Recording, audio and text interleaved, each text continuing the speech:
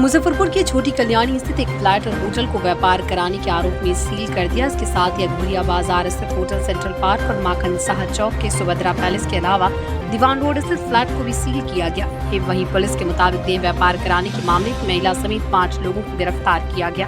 बता दें, एसडीओ के आदेश पर मजिस्ट्रेट और नगर डीएसपी टाउन के नेतृत्व में ये कार्रवाई की, जहाँ नगर डीएसपी और नगर थानेदार के अलावा काजी मोहम्मदपुर महिला और बेला थानेदार समेत कई अधिकारी मौजूद रहे। लगभग हमारी कार्रवाई खत्म होने के उस पे है, अंतिम चरण में हम लोग चल रहे हैं। ये टाउन थाना कांड संख्या 301/25, इसके तहत हम लोगों ने 3 पीड़िताओं को मुक्त कराया था और जिस घर से मुक्त कराया गया था उस घर को हम लोग सील कर चुके हैं पहले ही, जो कि कल्याणी के पास है। और उसमें 5 अभियुक्तों को हमने न्यायिक हिरासत में भेजा है। उसमें दोनों होटल के संचालक हैं, उसमें मैनेजर के तौर पर लोग काम कर रहे थे और प्राथमिकी में ही हमने होटल मालिकों को और घर के जो ऑनर है उनको अभियुक्त बनाया है। और आज अंतिम में सुभद्रा पैलेस को हम लोग सील कर रहे हैं, पूरी तरह से सील कर दिया गया है। सील लगाते हुए उसमें कांड संख्या का विवरण दे रहे हैं इनको। और ये सारी कार्रवाई अवैध जो देह व्यापार अधिनियम है उसकी धारा 18 के तहत मजिस्ट्रेट के द्वारा जो एक एसडीएम सर के द्वारा एक मजिस्ट्रेट बहाल किए गए हैं, उनकी निगरानी में करवाया जा रहा है। तीन बिल्डिंग को किया गया हमने। सबसे पहले सेंट्रल पार्क को किया है, जो कि अगोड़िया बाजार के पास है। दूसरे में फिर जिस घर से हमने पीड़िताओं को मुक्त कराया था, जो कल्याणी के पास है, उस घर के टॉप फ्लोर को किया है। और अभी ये सुभद्रा पैलेस होटल है, इसको किया है। 2 होटल 1 मकान। 2 होटल 1 मकान। इसमें किसी प्रकार की कोई गतिविधि नहीं होगी।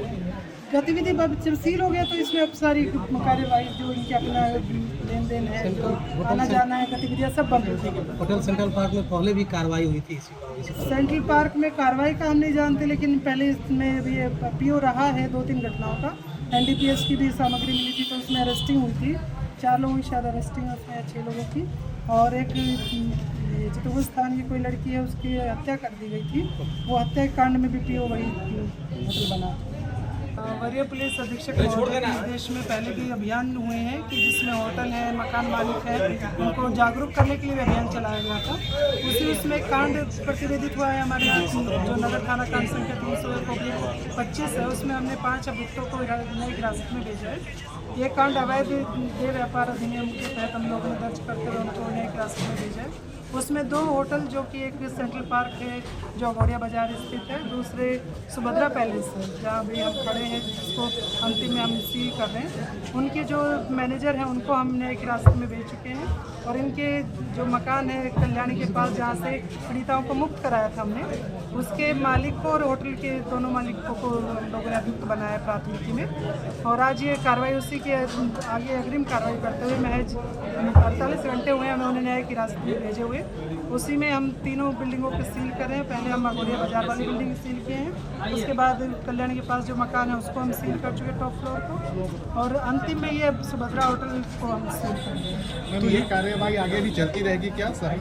अभी हमारी इन्वेस्टिगेशन ऑन है। अभी जो चीज़ें आएंगी और किसी की संलिप्तता मिलेगी किसी होटल की किसी और की, तो हम उस पर भी न्यायिक कार्रवाई हासिल करेंगे। एक मैसेज है कि होटल मालिक को वो सतर्क रहें। सिर्फ कमाना आपका ध्येय नहीं है, समाज के प्रति आपका दायित्व भी है कि आपके यहाँ कोई गैर कानूनी कार्य करने वाली, गतिविधि करने वाली जो अपराधी है उनको शरण ना मिले, या आपके होटल की उसमें नकाबपोशी में देह व्यापार जैसा संज्ञेय अपराध ना हो। ऐसा तो घरों से भी हो सकता है, तो उसको लेकर वेरिफिकेशन भी क्या घरों से मकान मालिक या जो लॉज चला रहे हैं, स्पेशली जो लॉज चला रहे हैं या अपने फ्लोर जो रेंट पे दे रहे हैं, एक तो रेंटर वेरिफिकेशन का एक प्रोविज़न होता है, क्योंकि सिर्फ पैसा लेना या मकान किराया लेना ही आपका काम नहीं है। रेंटर वेरिफिकेशन कराइए, जिसके तहत लोकल थाना को आप उसकी सूचना दीजिएगा, उसके डॉक्यूमेंट दीजिएगा।